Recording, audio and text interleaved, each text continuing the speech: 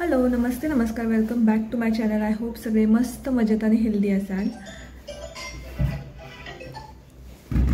Vlog start केला आणि नरेंद्रला phone आला. संध्याकाळची वेळ आहे, दिवापती झाले आणि राजनंदिनी आत्ता झोपली आहे. मी कॉर्न चाट बनवायचं म्हणून मके थोडंसं उकडवून घेतलेत, म्हणजे कुकरला आहेत अजून बाहेर काढायचे. नरेंद्र आलेत म्हणलं आता थोडंफार जरासं ते खाऊयात आणि थोड्या वेळाने जेवणाला सुरुवात करेन. जेवण बनवायला काय बनवायचं अजून फिक्स नाही आहे, विचार आहे डोक्यात, बघू काय बनायचं. आणि बरीचशी कामं आहेत आज ती करून घ्यायचीच आहेत मला आता. तर आधी चाट बनवून घेते. चाट म्हणजे काही विशेष काय नाही आहे, अगदी नॉर्मल आहे. हां तर चला, कारण आत्ता जास्त एक खाल्लं तर नंतर जेवणाला जेवण जास्त जाणार नाही ना, त्याच्यामुळे चला बनवते पटकन. नरेंद्रचं काय ना काहीतरी असतं. एक तर ऑलरेडी 2 ट्रिप झाल्यात इंटरनॅशनल, आता पुन्हा एका ट्रिपसाठी क्वालिफाय झालं, तेही चालले दुबईला. आणि वर आता मला सांगतात की डिसेंबर महिन्यामध्ये 7 तारखेला आमची ऑफिसची ट्रिप आहे आंबा घाटामध्ये. किती ट्रिप ट्रिप ट्रिप, आम्ही काय करायचं? दोघी जणी माहिती घरात. तुम्हाला पण घेऊन जातो की, तुम्हाला वेळ नाही तर कधी कधी म्हणलं मला घेऊन जातो. मी टाइम काढ म्हणलं तुला, आपण जाऊया फिरायला. प्लॅन करायचं असते, प्लॅन करायचं असतंय ना, आणि मग घेऊन जायचं असतं. तू कॅन्सल करतेस ना दरवेळेस. मी कधीच नाही केलं कॅन्सल. मी म्हटलं तू लोणावळ्याचा प्लॅन करूया, तू नको, आता नको. पावसाळ्यात लोणावळ्यात जाणं शक्यच नव्हतं राजनंदिनीला घेऊन एवढं लांब. आता ठीक आहे, हिवाळा आहे, जाऊ शकतोय. आम्हाला इंटरनॅशनल घेऊन चला. इंटरनॅशनल करायची ट्रिप. लोणावळ्याला काय, लोणावळा मी बघितलंय. एकच ट्रिप करायची. करायची जास्त करायची. बाबा आम्हाला इथे एक जायला भेटेना, माणसं 3 ट्रिपला जायला लागल्यात. अरे 2-3 वर्षात 3 ट्रिप झाल्याने, फक्त याच वर्षात 2 होत आहेत. या वर्षी म्हणजे 2025 होणार ते फेब्रुवारी. बघा ते लग्नाच्या वाढदिवसात तिकडे जाशील. 9 तारखेला बहुतेक. 9 फेब्रुवारी 5 दिवस. बर्थडे लो बड्डी बाते. चला झालं तेच. नरेंद्रचं नेहमी असं असतं की एंडिंग पण हा जायचं आहे, करायचं. मग एंडिंगच्या काही दिवसांमध्ये असं होतं की होणार नाही बहुतेक, चला, आणि अचानक बॉम्ब फुटतात की झालं. हे कायम बघत आली मी आतापर्यंतचा. म्हणजे असं कधीच होत नाही की त्यांना कुठलं टार्गेट दिलंय कंपनीने आणि ते पूर्ण होत नाही, असं मी कधीच बघितलं नाही. ऑब्विसली नवरा माझा आहे.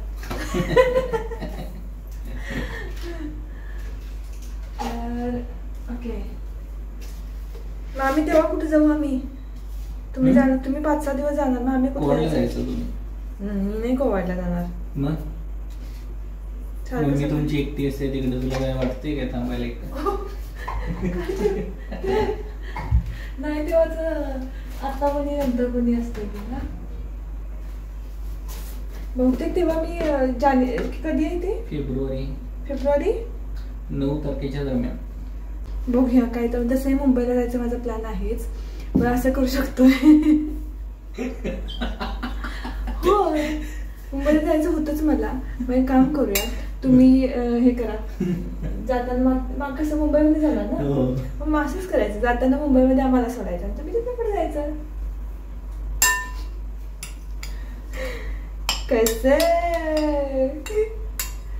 हा आपला सिंपल साधा कॉर्न चाट रेडी आहे. आता आम्ही दोघं बसून इटिंग करतो आणि त्याच्यानंतर आपण जेवण बनवायला घेऊया. आणि साहित्य जरा थोडंसं माझं अस्ताव्यस्त झालं, ते सगळं लावून घ्यायचं आहे. मग अशी स्वच्छता करून घेतली आणि राजनंदिनीनं परत हे सगळं असा पसारा करून ठेवला इथं. तिला मी चिरमुरा खायला दिला तर सगळीकडे पसरवून टाकलं तिने. तर आम्ही खाऊन घेतो. पाणी प्यायला तिला आता तिची बॉटल. राजनंदिनीसाठी मी सिपर आणलेलं होतं काय, आणि ती किती दिवस झाले मी ट्राय करतो तिला पाजवायचं, तिला ते समजत नव्हतं. मग मला आता एक ते नाही दुसरं राहू दे. तर मी नंतर ना आता मला अंदाज आला आहे की मुलं कशी शिकतात. एखादी गोष्ट मी तिला आता स्वतः करून दाखवली ना 2-4 दिवस, तर ती आपोआप करते स्वतः. मग मी सिपर आहे ना, तिला पाणी मी स्वतः पिऊन दाखवलं पाणी, आणि नंतर मग तिने एक दिवस परवा दिवशी ना ती पण प्यायला लागली आणि मला इतका आनंद झाला. ती स्वतःला म्हणजे ती शिकली म्हणून आनंद झाला मला.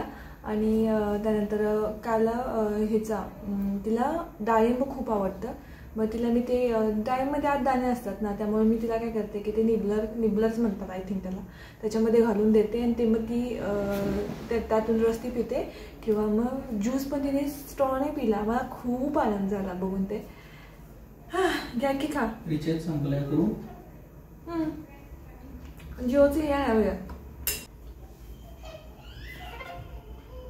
आमचा असं प्लॅन आहे की ते जिओचं हे बघायला पाहिजे, राउटरचं. मला नाही माझं बसायचं. आता कटलेट बनवायचं ठरवलं मी. तर मिक्स भाज्यांचं कटलेटच बनवणार आहे. जेवण म्हणून तेच खाणार आता आम्ही. सो हे पटापट खाऊन घेते आणि मला ड्रेस राजनंदिनीचं शिवायला टाकायचं आहे, ते पण काम आहे. आणि मग थोड्या वेळात पुन्हा भेटूयात आपण. हे खाऊन झालं.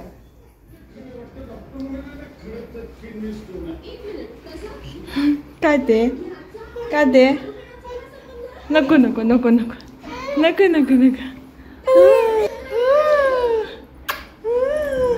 लगेच इथे आल्या आल्या मला बघितलं की. मी आता मिक्स पनीर व्हेज टिक्की बनवते. तर त्यामध्ये काय चाललंय तुमचं? चॉकलेट देऊ नका तिला. उकडून घेतलेला बटाटा आहे, गाजर, पनीर आणि कोथिंबीर आहे. याच्यामध्ये आता मीठ टाकते मी. तर इथे चवीनुसार तुमच्या मीठ.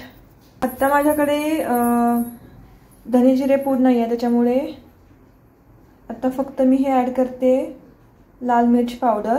आणि जिरे पावडर अजून बनवलेलं नाही, आता बनवणार आहे मी, म्हणून मग फक्त एवढंच टाकते जेवढं अवेलेबल आहे ते. थोडासा गरम मसाला, थोडासा लिंबू. ही मखानाची पावडर आहे, ती मी थोडी टाकते, 4 चम्मच. छोटा स्पून आहे.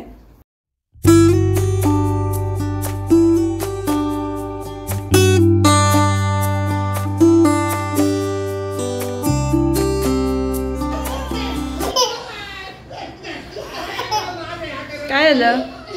टेस्टला खूप मस्त झालेत. राजनंदिनी आवडीने खाते ते महत्वाचं आहे. कसं झालं? आवडलं? मस्त मस्त. सध्या बाहेर जास्त जाणं येणं होत नाही, त्यामुळे म्हटलं की सगळ्या भाज्या एकदमच आणून ठेवाव्यात. तर इथे कांदे आणून ठेवले होते. याच्या आधी नरेंद्रनी छोटे साईजचे आणले होते, पण ते खूप वेळ लागतो चिरायला, म्हणून मग मी मोठ्या साईजचे पण घेऊन आले. असे दोन्ही कांदे सध्या वापरात येतात. आणि त्यानंतर डीमार्टमधून पण जे काही साहित्य आणलं होतं ते पण मला सगळं ठेवून घ्यायचं होतं व्यवस्थित. गेले 2-3 दिवस खूप सारी गडबड चालू होती माझी कामांची, त्यामुळे हे साहित्य वगैरे ठेवणं जमतच नव्हतं आणि सगळा पसारा खालीच होता. सो म्हटलं आता वेळ आहे तर अरेंज करून घेऊयात हे सगळं. हा एक वेगळा कंटेनर केलेला आहे मी, ज्यामध्ये सगळे साबण किंवा लिक्विड्स वगैरे असतात ते त्यामध्ये ठेवते, म्हणजे एकदम सगळे सापडतात. त्यानंतर भाज्या ज्या काही आणल्या होत्या तर त्यासुद्धा मी फ्रीजची जी कंटेनर आहेत त्याच्यामध्ये सगळे ठेवून देत होते. ऑलरेडी या साईजचीच मोठी कापडी पिशवी मी घेऊन गेले होते, बट अचानक आमचं प्लॅन थोडंसं साहित्य घ्यायचं झालं स्टार बाजारमध्ये, त्यामुळे ते साहित्य सगळं त्यामध्ये बसवलं. आणि मग मार्केटमध्ये आल्यावर विचार केला की आता घरी जाऊन परत कधी यायचं, म्हणून मग नवीनच ही बॅग घेतली आणि चांगली भेटली. कधीही भाज्या आणायची असतील तर उपयोगी पडेल. मग इथे सगळ्या ज्या पिशव्या होत्या त्या सगळ्या एकत्र करून ठेवल्या मी. यानंतर भाज्या ज्या काही होत्या तर त्या सगळ्या वेगळ्या केल्या. राजनंदिनी झोपली होती तर ती उठेपर्यंत सगळी कामं पटापट आवरून घ्यायची होती, म्हणून मग मी काय केलं की ज्या काही भाज्या आहेत त्या वॉश न करताच मी कंटेनरमध्ये भरून ठेवल्या. म्हटलं की जेव्हा वेळ भेटेल तेव्हा पुन्हा काढून वॉश करता येतील आपल्याला, किंवा जेवण बनवताच मी वॉश करू शकते. मोस्टली काय होतं माहिती आहे काय, निवडायच्या भाज्या असतील ना तर ते खूप कंटाळा येतो अक्षरशः. खरं तर कंटाळा म्हणण्यापेक्षा वेळ पण भेटत नाही, आणि राजनंदिनीसोबत जर करायला बसले की डबल काम लागतात मला ते. पण तरी आता म्हटलं की नको, असं म्हटलं तर काय खाणार ना आपण, नेहमी कडधान्य तरी किती खाणार, म्हणून मग यावेळेस पालक, मेथी अशा सगळ्याच भाज्या घेऊन आले होते. आणि फ्रीज मला क्लीन करायचा होता, म्हणून मग ह्या सगळ्या भाज्या भरून साईडला ठेवत होते मी. मोस्टली भाज्यांना मी अशा उभारूनच निवडते, म्हणजे पटापट निवडल्या जातात. जर जमिनीवर खाली बसलं ना मांडी घालून तर मग खूप वेळ लागतो, निवांत असं निवडल्या जातात, म्हणून मग मी उभारूनच निवडते. मग अशी कामं आवरायला घेतली आणि परत ती अर्धवट राहिली माझी जे काही करायचं होतं ते, बिकॉज अचानक एक दुसरी कामं आली जी मला ती जास्त करणं इम्पॉर्टंट होतं, ते पण केलं. आणि सोबत आज तुळशी विवाह असल्यामुळे बिल्डिंगमध्ये ज्यांच्याकडे तुळशी विवाह असतो त्यांच्याकडे जाऊन आले. त्यामुळे पुन्हा माझं काम राहिलं. मग म्हटलं आता जे महत्त्वाचं काम आहे ते आधी केलेलं बरं, म्हणजे जास्त बर्डन पण राहत नाही. मला ना सगळी कामं एकदम आली ना खूप टेन्शन असं आल्यासारखं होतं. मग म्हटलं की आधी महत्त्वाची कामं करूत. त्यामुळे जे काही भाजीपाला वगैरे होता ते निवडून सगळं ते ठेवलं मी फ्रीजमध्ये. पण बाकी जे होतं म्हणजे फ्रीज क्लीन करायचं होतं मला आणि मग ठेवायचं होतं. पण वेळ झाल्यामुळे मग फ्रीज तसंच ठेवलं. भाज्या फक्त सरकवून ठेवल्या निवडलेल्या. आता उद्या पुन्हा मी ते क्लीन करेन सगळं आणि फ्रीज वगैरे क्लीन करून मग भाज्या पुन्हा ठेवायच्या. आजकाल ना माणुसकी नावाची गोष्टच राहिलेली नाही ॲक्च्युली. नरेंद्र आणि त्यांचे मित्र गाडीवरून जात होते. समोरून एक 4 व्हीलरवाला आला. त्याने नरेंद्रच्या तो अपोजिट साईडने येत होता चुकीच्या दिशेने आणि त्याने नरेंद्रच्या गाडीचं जे हँडल असतं ना 2 व्हीलरचं त्याला धक्का मारला आणि त्याच्यानंतर ते पडले दोघं सुद्धा आणि नरेंद्रच्या हाताला वगैरे खरचटले. दाखवते तुम्हाला. जरी मुक्का मार लागल्यासारखं झालंय पण सगळं कलर असं डार्क झालंय. कलरच लागलाय ना. तर असं त्यांना मार लागला होता. शर्ट वगैरे काही फाटलं नाही पण त्याच्या आत कसं काय मला लागलं तेच कळत नाही. तुम्हाला ते कट कसा काय पडला तो? शर्टातून पडला. शर्ट फाटलं नाही पण तुमचं काय माहित कसं ते गाडी हे झाल्यामुळे समोर जाऊन असे पडले ते हातावरती आणि थोडंसं सगळीकडे खरचटलं. जास्त असं नाही पण मार लागल्यावरती त्यांचं असं कम्प्लीटली डार्क झाले. मुका मार लागल्यासारखं झालंय. आणि त्या माणसाने साधं आता हे दोघं जण गाडीवरून पडले तर उचलावं त्या माणसांना पडलेला असं काही नाही. तो पळून गेला. म्हणजे नक्कीच आता तो घाबरला असेल आता हे सगळे ओरडणार म्हणून. पण तरी सुद्धा आता आपल्या गाडीने एखाद्याला धक्का लागलाय बाबा माणसं पडलेत. कोणाच्या तर जीवावर पण बेतू शकतंय ना अशा वेळेस. जरी धक्का हलका असला तरी सुद्धा काहीही होऊ शकतं ना या गोष्टींचं. पण त्या माणसाने गाडी न थांबवता तो पळून गेला भित्रा माणूस. मला अक्षरशः राग आला घरी आल्यावर पाहिल्यावर ना. म्हटलं ठीक आहे असं मुद्दाम म्हणून कोणी काय करत नाही पण ॲटलिस्ट तुम्ही स्वतःहून धक्का मारला त्या माणसाला उचला तरी थोडे तरी माणुसकी. आजकाल कम्प्लीट माणुसकी माणसं विसरलेतच या बाबतीत सुद्धा आणि बोलण्याच्या बाबतीत सुद्धा. तर मी नरेंद्रला सांगते की जाऊन एकदा डॉक्टरना दाखवून या. नाही वरचेवर लागले म्हणून ते शांत बसलेत. अजिबात काय सांगायचं आता यांना. मी सांगते त्यांना की डॉक्टरला जरी मुका मार असला वरचेवर लागला असला तरी सुद्धा जाऊन या डॉक्टरांकडे दाखवून या एकदा. तरीही ते ऐकायला तयार नाहीत आणि 2 दिवस झाले अजून ते गेलेले नाही आहेत अजिबात डॉक्टरकडे. सो आता काय नाही तर नाही ठीक व्हायचं नाही तरी पण डॉक्टरला दाखवायचं ना एकदा आपण. ते कसं डार्क झालं एकदम. असतो आपलं कोण ऐकत नाही त्यामुळे काय करणार. जाऊ दे. ओके आय होप तुम्हाला हा व्हिडिओ आवडला असेल तर लाईक करा. बाई तुझं काय चाललंय ग बाय? काय चाललंय तुझे? काय चाललंय? काय